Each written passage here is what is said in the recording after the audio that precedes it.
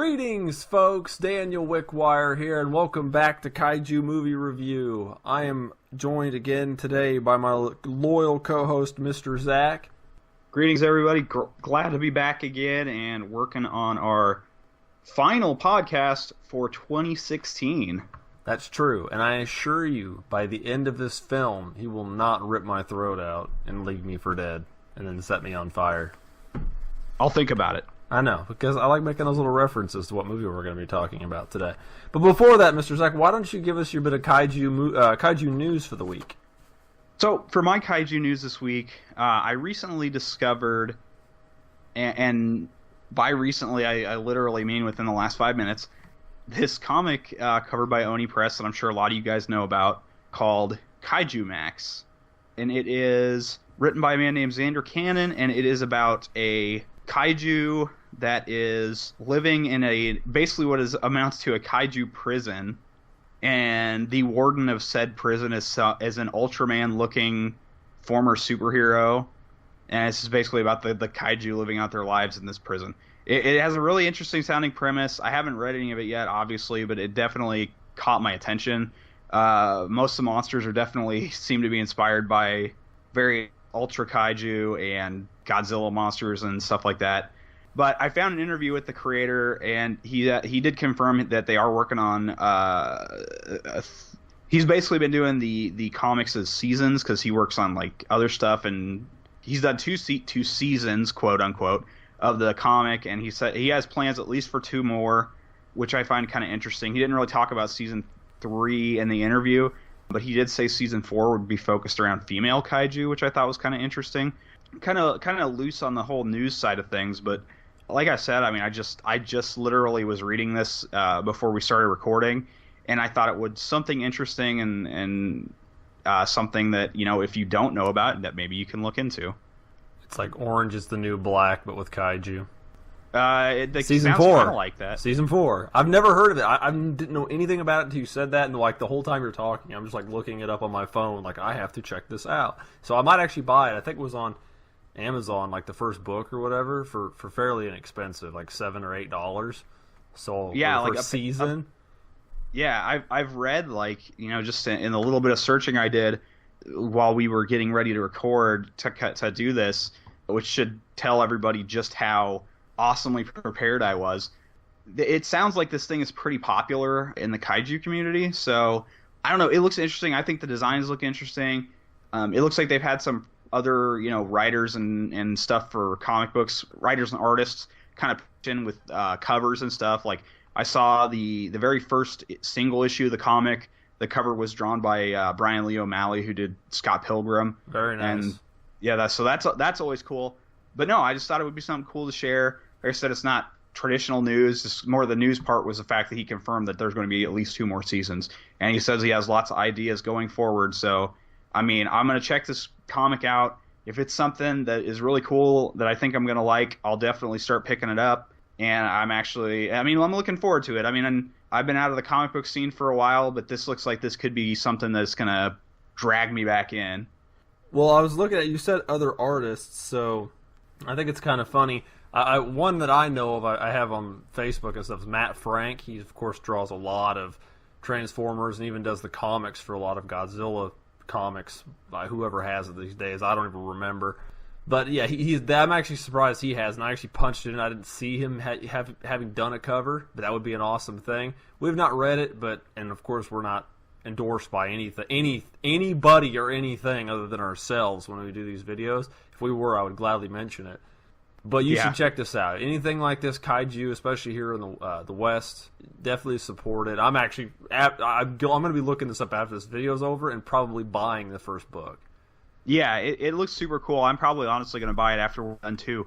I got to say too, like, I saw just a few kind of pictures and stuff as I was scrolling through this interview, and it looks like the heroes of the world are like parodies on like Gatchaman and Transformers and stuff like that. So it definitely looks like it's going to be a fun read. And I'm actually wanting to pick up the first novel, and then I don't know if the second season has been not released in a graphic novel yet, you know, and if it hasn't, I'll just go I'll check out the local comic book stores and see if they have the single issues, and if not, I'll pick them up online. There you go. That's the way to do it. Definitely one you guys should look into because we're going to do the same. Anyhow, my news for the week or 2 weeks is this is actually going to be late when this comes up, so I'm going to say it and let you guys know. I'm going to post about it just so everybody sees it, but it's the only news I pulled up because we literally scramble sometimes before these episodes because me and him, Zach, are always doing a bunch of other things, family and work and all that crap. But there is actually, from the 23rd to the 26th on El Rey Network, they're doing Kaiju Christmas, which is not a 96-hour block of kaiju films. It's pretty much all Godzilla except for Rodan is the only exception to an alternate kaiju being shown. But Rodan's easily one of the best kaiju films of all time anyway, so it's worth being shown in that block. But it's going to cover, I don't know if it's every Godzilla movie because they repeat a few, but I'll provide a link to Sci-Fi Japan's news article. They have a link there you can check and see if your local cable provider offers El Rey Network. And they do these big marathons all the time. So I've seen them at Christmas, and just every once in a while around holidays they'll pop up. It's kind of like I don't know how some of the audience is, but when I was younger and Zach was younger, they used to have like the TNT President's Day Godzilla Marathon or Monster Madness, and they used to have, back when AMC, isn't it? Yeah, AMC used to actually have like the horror. No, it wasn't even a horror. Like on Halloween, they showed just a crap ton of old science fiction movies. Like before they actually went to the whole horror element, it was nothing but old science fiction movies. It was great. I loved it. I miss it. But that's what it reminds me of. That's what this network. And I don't have it here. I think Sling TV offers it. That one is one I'm pretty sure. But just look in your local cable provider or service provider and see what they got. But today we are going to be talking about the second Godzilla movie because we're doing these all out of order because I think we've just been like hit or miss jumping around covering a bunch of different ones because that's the way I like to do it. And I'll mention this again. I don't like reviewing Godzilla movies, and people are going to be like, why is that? And I'm like, because everybody does it. That's exactly why. I don't mind doing them every once in a while, but I'm not doing a string of them in a row. I'm not doing a series of them in a row. Everybody covers them. You're right, and I'm totally fine with that. I mean, honestly, I had covered the first film in podcast form as part of Culture Shocked, so this was actually a perfect spot for us to jump in. Yeah, and we'll get around to them eventually here on KMR. It's just not right now. There's a few, if you go look at the backlog, we actually did Godzilla Returns or Godzilla 1985, but unfortunately copyright strikes have stripped that from me as well. But we'll redo it at some point, I'm sure. But we are talking about Godzilla Raids Again, a.k.a. Counterattack of Godzilla, a.k.a. Gigantis the Fire Monster. It was released in Japan on April 24th, 1955, and in the U.S. under the Gigantis moniker in May 1959. Runtime's 81 minutes in the Japanese version and 79 minutes in the U.S. version. It is directed by Motoyoshi Oda. Tomoyuki Tanaka is the producer because he produced almost all of the Showa Godzilla movies, if not all of them. And it's written by Shigeaki Hideaki, Takeo Murata, starring Hiroshi Koizumi, Setsuo Wakayama, and Minoru Chiaki. Now, Dan, correct me if I'm wrong, but some of the actors in this film appear in later Godzilla movies, correct? Yes, it was Koizumi does, and... Yeah, and I know, like, there was a point with the Showa films, like, they just had, like, a stable of actors that would appear regularly throughout the Showa era. Yes, I believe the guy that played the lead in this was also, I believe, in Son of Godzilla, correct? I don't remember if he was in Son of Godzilla, but I know he was in Mothra, and he was I want to say he was the lead in Son of Godzilla, but I might be wrong. It's hard to say. Like you said, they jump him around a whole lot. I know he was in Mothra for sure. I know he was in Godzilla vs. Mothra. He was in, actually, Tokyo SOS. So he was in that I believe the Heisei Mothra film as well. So he's been in a lot of them. And then the other actor, Yoshio Tsuchika, has actually been in several Showa films and the Heisei film. So they use a lot of them. You'll see some actors like, oh, they look familiar. I don't remember their names. I don't remember. People say something to do. If you say anything that has to do with remembering Japanese names, it might have something to do with it. Or I could just say I forget everybody's name, which is generally actually true. I could tell you all about that.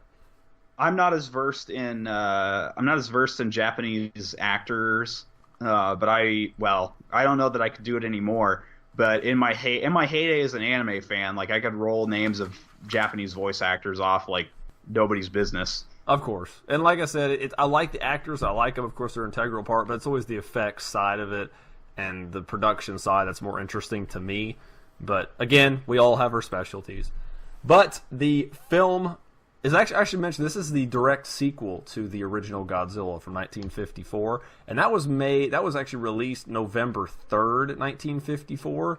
And this was released April 24th, 1955. So that gave him about a little over 6 months between when the two films were released. You'll kind of notice that in the movie. I was gonna say there's some stuff that kind of I was thinking like, man, this thing's looking a little choppy in spots. Yeah, it's again definitely something we will talk about because the effects portion is probably going to be a lot of that.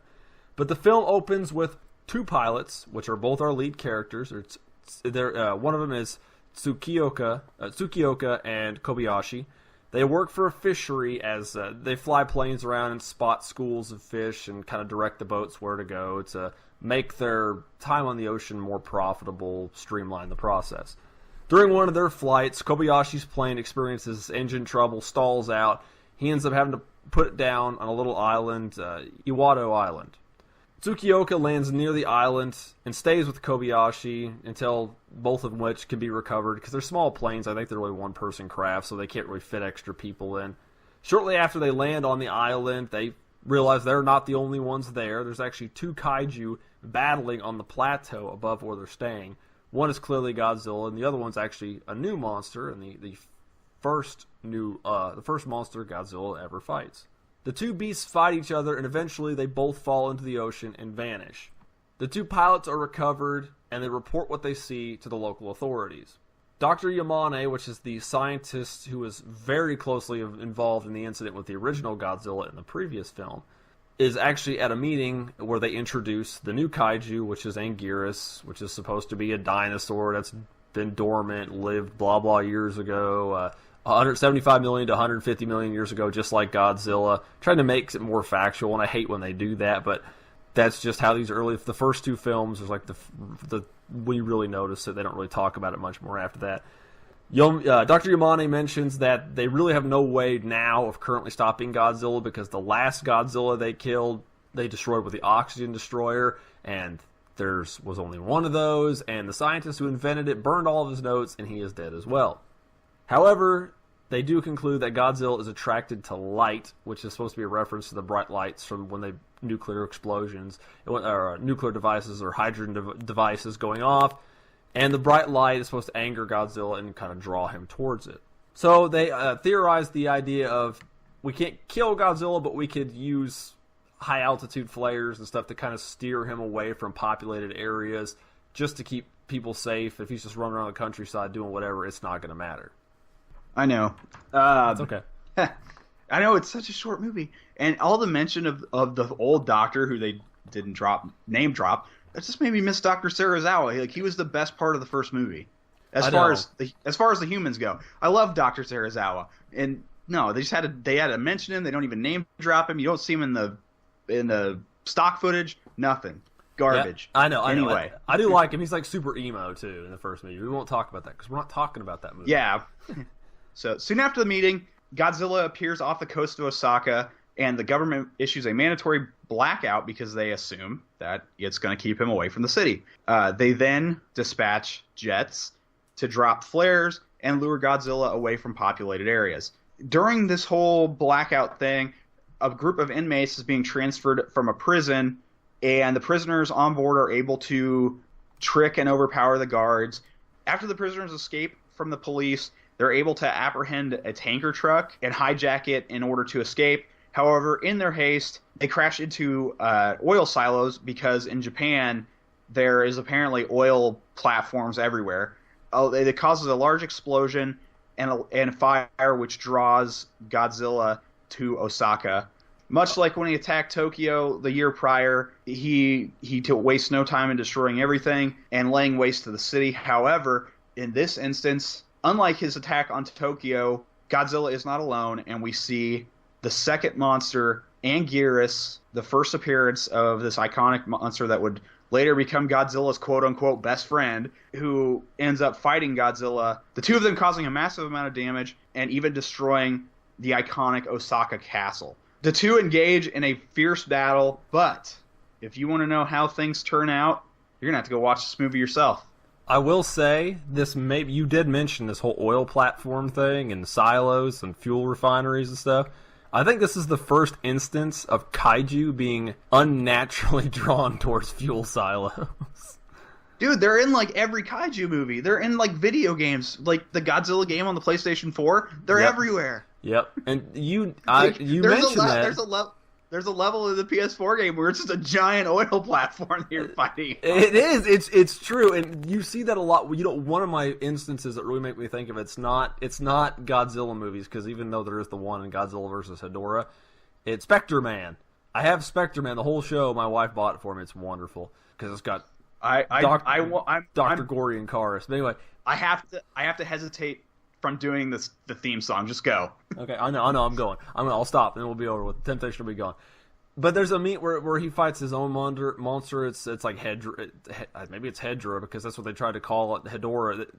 In the U.S. version of Godzilla versus the Smog Monster, they called him Hedorah. I can't remember his exact name, but it's something like that. Spectre Man. But there's this huge scene involving an oil derrick, or not oil derrick, but an oil platform. I always remember that every time. But it happens in a lot of kaiju films. I've seen it in Ultraman, of course, Spectre Man, all sorts of stuff. Toku's films are just everywhere. Okay, I won't sing the theme song. Okay, no, please don't. All I want to say is VR Troopers. Let's. Oh my god! Oh my god! Oh my god! Okay, so now we can kind of go to the next section. I actually want to talk about monster design first before we talk about special effects, because we have a lot to talk about in both these sections, and we need to try to keep it as short as physically possible. We really do have a lot to talk about. First off, man, go ahead. I gotta say, I get that there was a 6-month gap between this film and the last one. Man, I gotta say, to me, the Godzilla suit was far worse in this movie than it did in the last one. Well, Godzilla in the last movie was supposed to intentionally look that way because, radiation and keloid scarring and deformities. It was kind of the point. It's kind of like how Shin Goji really looks kind of goofy technically, but he looks awesome. This one, like you said, it's just rushed. I mean, I don't know when they started production of the film, because, of course, when the movie comes out, it's not like the movie's done and then it instantly drops and they start on a new one. I agree. I like the design, but you can tell it was rushed because they wanted to make the suit slimmer so it's easier for Haru Nakajima to be Godzilla. Because the last suit was stupid heavy. They had to make 2 of them because the first one was too damn heavy. And then the second one was still heavy. I don't even remember who played Anguirus, but I'm sure it was terrible. Anguirus doesn't look bad, though. He looks a little different than his later incarnations, but... Yeah, he looks fine. I don't have a problem with Anguirus. Something I noticed, though, throughout the movie, it almost felt like, and I don't know if it was due to the English dubbing, but, it sounded like occasionally they would play the wrong roar. No, they did. For the wrong monsters. That's because when you first... Go ahead. No, don't finish, please. Oh, when you first see them, you see Godzilla first, but you hear Anguirus. And it totally threw me off because I saw Godzilla and I didn't even have to look at the screen. I heard the roar and I was like, that's Anguirus' roar. Why the hell is Godzilla on screen? Well, there's a reason for that because you watched the English version, so you technically watched Gigantis the Fire Monster.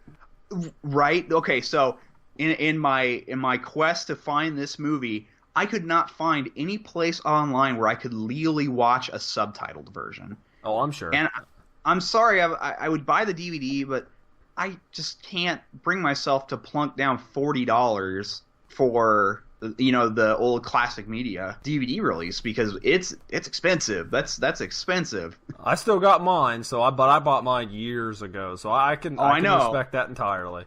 Because I looked into it, and it's just like, man, it's expensive to buy this film. So I just ended up having to stream it on Shout Factory's streaming service. Oh, okay. Which is good streaming service, by the way. They have almost every Showa Godzilla film. They've got a couple of the Heisei Godzilla films. They've got Super Sentai. They've got Ultraman, Ultra 7, Ultra Q. $2.99 a month. They're good. You should check them out. It's $2.99 a month? Yeah, that's all. Oh, no, that's not bad. Heck, that's a bargain. What a bargain! Anyway, that's a hell of a deal, especially for all the stuff they got on there. It is a hell of a deal. That's a Christmas deal right there. That's a stocking stuffer. Anyhow, for those that celebrate Christmas, anyway. But no, you are correct, and we can actually. I'm actually going to quickly segue into special effects because I will actually put, like I mentioned, I like the Godzilla design, the Anguirus. You'll see pictures up here while we're talking. Either I'll be editing or my wife. My wife does a better job than me at the editing, so hopefully her. But I actually will show you. It is actually one of my favorite designs. I'll show you the picture that actually. Well, it's my little image in the corner of me holding my little 54 or 55 Goji from the Toys Dream Project, the ice blue one that was autographed by Haru Nakajima. That's me getting that done. I love that suit design, even though it's goofy. But anyway, special effects. We could talk about that, and we'll talk about Gigantis the Fire Monster too. But as Zach said, the special effects just as a whole, they're not terrible, but they're not very good. Actually, I take that back. They're okay, but there's not very many effect shots in that movie. No, there's really not. And not to go just into special effects, but kind of looking a little bit at actual like set design. Mm-hmm. So Osaka, after the attack by Godzilla and Anguirus, looks great. Like, I loved how they made the like destroyed buildings and stuff look in both the model sets and with the actual actors. Like, they did a phenomenal job. There's windows shattered, walls were torn out, things look singed. It looked great. Some of the shots, especially later in the movie, like towards the climax, when you see Godzilla, look bad, like really bad. Oh yeah. Like, when I saw the Godzilla suit at the end, I was like, man, that is like almost embarrassing that they were okay with this being released. Well, you notice the trick to kaiju films, for those of you that don't know, is to project the image of size, of how big something is. So what they do in a lot of these movies is mainly notice it in solo scenes, is they'll when there's something smaller around it, they'll actually act quickly but slow the speed of the camera down to give the appearance of it just being massive. Well, they did the opposite in this movie, because when Godzilla and Anguirus are fighting, there's a few scenes of them at normal speed, which is okay. It's tolerable. But then there's some scenes where they sped it up, and I thought that was the stupidest thing ever. Yeah, it was really distracting. Like, it really pulled me out of the immersion of the film, because it was very obvious the footage was sped up. Oh yeah, and it's God. Oh my God! The movie. I liked the movie. I'm just saying that. I'm not trying to hate on it, but you could tell. I mean, you literally have about 6 months to make a Godzilla movie. Usually, it's a year. You're doing about half the time, and this was just to capitalize on the success of the original one. Literally 6 months later, and the original was a masterpiece. With that little time, you were sure as hell not going to make a good movie. And also, you don't have the same director. I don't know about writers. Yeah, you got a different acting cast. I know Eiji Tsuburaya did the effects, which is why it's still good. The effects are still good, even though you can tell they're not as good as the previous film or the film after it. But it is just what it is. There's just some big offenders. Godzilla is actually, this is the only film where Godzilla uses his radioactive ray, his atomic breath, and his fins don't light up. So there's a little factoid for you. Well, I hope somebody got fired for that screw up. I know, right? Well, it's hard to say. Not sure. But that is what it is. It's how the cookie crumbles. But now that we've said our piece about that, Zach, why don't you let us know what you found as far as film availability and pricing on your end? All right. Well, it looks like availability as far as eBay is concerned, prices are kind of all over the place. I'm seeing it as low as $10, as high as $40, depending on which edition of the film you're wanting to get. The big, like, silver, fancy, classic media version is a lot more expensive than just the generic original DVD release. The classic media, I believe, is the one that has both versions. I don't think the original DVD had it. Dan, you'd maybe be able to correct me on the that original one. DVD the original DVD long ago was actually by Classic Media when they did their really cheap ones. They were like $5 years and years ago. No, they were not. It was just the English version of the film. And okay, so and it also looks like for those of you that want to go back and watch it as as you likely did when you were a child or younger or whatever, the VHS version is roughly around $10 to $15, and you also have the option, because it hasn't been released in the United States yet. You always on Blu-ray anyway, as I can correct myself. There has been no Blu-ray release in the United States. You can import the Blu-ray, however, it is going to cost you a little bit of money, running in about the $60 to $70 range.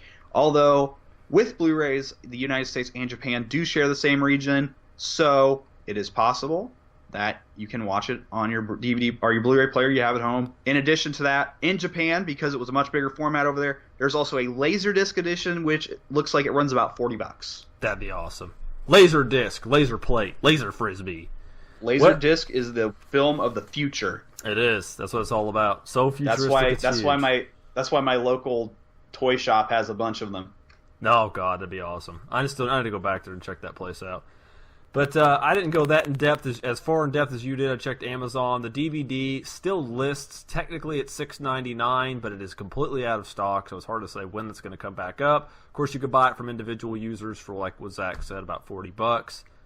Digital formats, you can rent it from Amazon for $3.99, buy the digital film for $7.99. VHS, which is the old Video Treasures version from 1989, it's about $10. So, I mean, it is what it is. They're out there. If you can get a good deal on the DVD, especially the newer classic media, the 2012 release, that's the good one. That's the one with the silver case. That's the one you should buy if you buy any of them. Don't buy the old one because it's not. Which is why that one is so much more expensive, because it is the version that is more sought after, because it's the only way to get the Japanese language cut of the film in the United States. That's very true. That's very true. Because the movie, this is a little trivia I want to say, the movie was released in the United States in 1959 as Gigantis the Fire Monster, and they changed Godzilla's roar to sound like Anguirus. They redubbed over the film with George Takei. It was actually George Takei's first dubbing role, apparently. So that's trivia there for those folks that enjoy Mr. Takei's work, which I find him very humorous. And there is actually, they changed the music in it, and I actually didn't like the music of the Japanese version either. It was okay, but it was definitely no Akira Ifukube, not by a long shot. Nothing against Masaru Sato. But yeah, so you got to think they, in Japan, they went 54, 55, and then it was 7 years until the next Godzilla movie came out. In the States, we got 56, 59, 63. So we didn't have to wait as long, but it was a 7-year gap in Japan. So the English version's okay. I've heard it. That's what I watched growing up. It's all right. The Japanese version, it's a bit better. They don't cut as much of the scenes out. It's not done as so tongue-in-cheek. It's a lot more serious. But it's... Yeah, the English dub is still the Gigantis dub, and it's pretty bad. Yeah. And just the fact that they call Godzilla Gigantis is distracting enough, but it's tough to watch English. I really hope. I don't even know who has the distribution rights in the United States at this point, but I really hope that we do get the Blu-ray cut of the film eventually, because I would enjoy seeing the Japanese cut of the film, because I've never had the privilege to see that.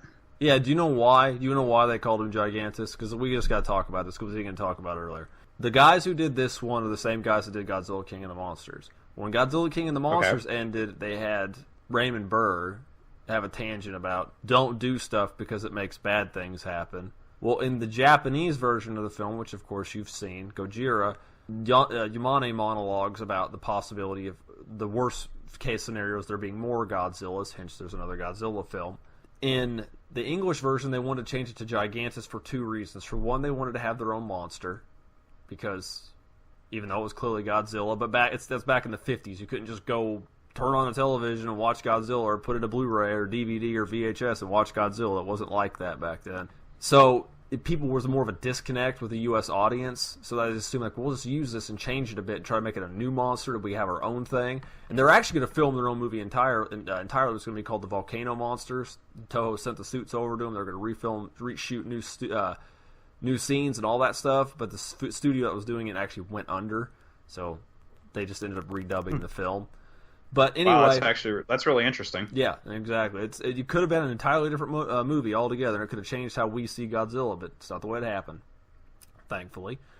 But anyway, and the other reason was at the end of the U.S. version, they don't mention there being more Godzilla. So when he was dead, that's another reason why they changed it. Like, well, they killed him in the first one in the U.S. version, so how the fuck's there going to be another one? Sorry for my F-bomb. I could squeeze one of those in there. It's PG-13 rated. But, right? We could at least have one.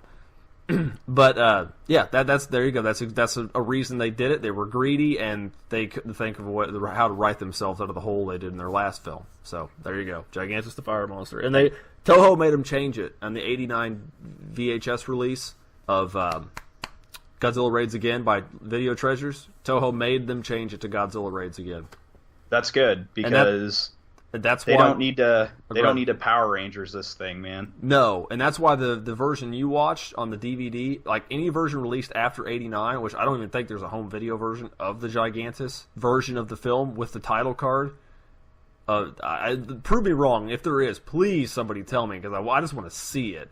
But yeah, they made him change the title card on the movie it doesn't say Gigantis the Fire Monster like it did back in the 50s. And I don't think there's an original copy, but like I said, if there is, please let me know. But anyway, closing statements about the movie. Shoot, Zach, go ahead, go. You know, I gotta say, I thought the movie was kind of boring, personally. Like, it just was not keeping it really wasn't keeping my interest. Original Godzilla and even Godzilla vs. King Kong, which follows this, are far, far better films. Even as flawed as Godzilla vs. King Kong is, they're just better movies. Just go watch one of those. I mean, Raids Again is fine. I love Anguirus. He's a great monster. He's one of my favorite Godzilla kaijus. You know, it's unfortunate that this film got treated the way it did, but I mean, that's just the breaks of a rushed production schedule. It's a fine movie for what it is. I personally, unless you're like a hardcore Godzilla fan, I wouldn't worry about watching this one. Honestly, I'd just skip ahead to either Godzilla vs. King Kong or Godzilla vs. Mothra, because they are both far superior films. I like the suit. Go watch something else. That's my review. In all seriousness, thanks everybody. We're out. Yeah, we're done. That's it. In all seriousness, I do like how they got around we don't have an oxygen destroyer, so let's figure out another way to deal with Godzilla. I do like that. I'll give them props for that. Also explains why in future movies he busts out of a giant iceberg. Yes.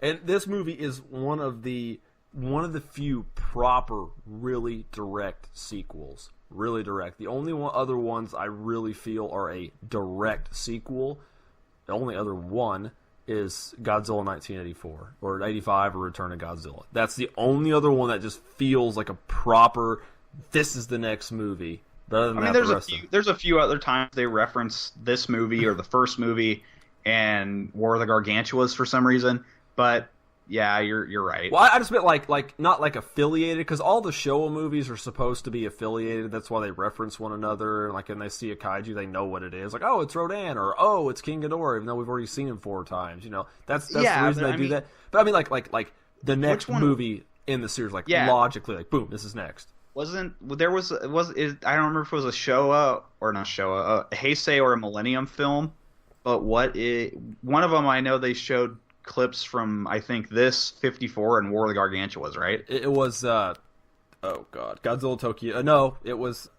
Godzilla against Mechagodzilla in 2003. Yep.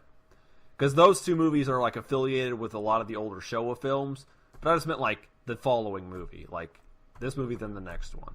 Because Megaguirus kind of mentions that, but this is the only one that really, this one and then like I said, 84 are the only ones that feel like, to me, that feel like proper follow-ups. And again, like you said, the rushed schedule on it is just, this is what's going to happen. You can't make a brilliant movie like it. You can, but it's really hard to do. And they just pushed it and rushed it. It is enjoyable. The Japanese version is better than the English, and I'm sorry that's the one you had to watch, Banana Oil. Some people will get that joke. Anyway, but no, I'm just gonna say, going forward, any kaiju film in general that does not have Jet Jaguar in it, I'm just gonna say skip it. Exactly. There you go. Well, it's pretty much all of them but one. But no, it's I like it because I like the suit design. But yes, the movie for the most part, it moves quickly in the beginning, but really peters out at the end. For me, it's just it's whatever. It's very middle of the road. So it's up to you if you watch it or not. I agree. That's mine. I'm middle of the road on it. It could go either way. But now that we're in closing, Zach, why don't you go ahead and do your shout-outs as per your customary or customs? Yeah, you know the deal. You can find me on Twitter, at CultureZact. You can find my writing over on CultureShock.com and the Culturecade, where I do video game reviews and other various video game articles. I'm also a co-host on 2 podcasts on Culture Shocked. The first being Pick Up and Play, our video game podcast. The second being Running the Ropes, Culture Shock's pro wrestling podcast. Also, additionally, I do want to add, I know Dan just recently launched his Monster Bites series on YouTube, and it's done pretty good numbers. I was just wondering, and you guys can let me know below, and I will check the comments and I will reply to everybody. I know I talked to Dan a little bit about this, and I've been thinking about maybe doing a spin-off series similar to what Dan's doing, but where I look at maybe Super Sentai series or other Toku stuff, just to kind of give us a little more content on the channel. Let me know down below what you want to see. I'd love to have a chance to talk to you guys. I'm going to be a lot more active in the comments on these videos. So just, hit us up and let me know if you want to see more content on the channel. Let us know if you want to see more stuff on the channel, because, you guys are why we're doing this. So if we can bring more stuff to you to keep you guys happy in between the big podcasts every other week, we will certainly do what we can to make it happen. Exactly, and even Angela, my wife, had asked about it too. So I don't know. We'll see. We'll see what happens. She actually talked about even doing a guest spot or two on the new series, which we'll mention that here too, since you already did as well. But of course, you can find me here bi-weekly on KMR, Recording with Mr. Zach. I'm always there. I'll put links below for me and Zach's Twitter account, CultureShock.com, my other YouTube channel. Anything on there are the Facebook page for Kaiju Movie Review. I have, of course, a multimedia director for CultureShock.com. I do streams every week, or twice a week, for Culture Shock for video games. I play whatever under the sun I feel like and just say things. So if you want to see me play video games, follow one of the links down there. You can see what I'm doing. Of course, our new show, please check it out and give us some love. It's brand new, short episodes, something to kind of differentiate the long format of podcasts with something just quick that you can watch 2, 3, 4 minutes, and that's good, and kind of hold you over in between, kind of like what Zach wants to do, I'm sure. But it's called Monster Bites. It just discusses various bits of facts and trivia about kaiju and monster movies in all sorts of formats. It's very community involved. We try to do that with this show. You're more than welcome to comment, but it's community involved. I like suggestions for episode ideas, anything like that. So if you want to suggest on that show or check it out, watch an episode of it and comment on it. Comment on the latest episode, or I will probably lose it. But yeah, it would be much appreciated if you guys checked it out.